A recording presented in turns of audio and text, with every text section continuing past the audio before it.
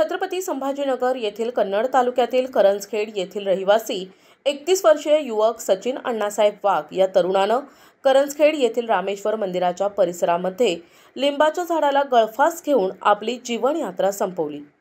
WhatsApp स्टेटला post करत त्यानं म्हटलं की तेजश्री सुभाष पवार या मुलीच्या जाचाला कंटाळून मी आत्महत्या करत आहे, असं त्यांनी यावेळेस पोस्टमध्ये नमूद केलं।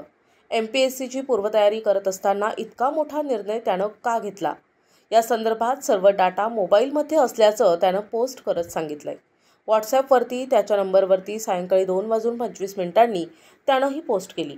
त्यानंतर ही पोस्ट पाठविल्यानंतर त्याच्या नातेवाईकांनी शोधाशोध सुरू केली।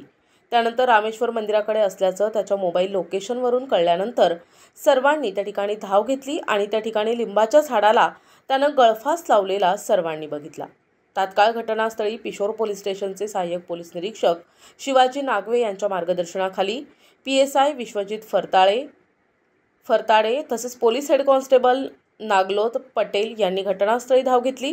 यावेळी त्याच्या खिशात चिठ्ठ्या लिहिलेल्या आढळून आल्या। करंजखेड येथील प्राथमिक आरोग्य केंद्रात डॉक्टर तुपे यांनी शवविच्छेदन केलं। सदरील युवक हा पोलीस पाटील वाघ यांचे छोटे बंधू होते।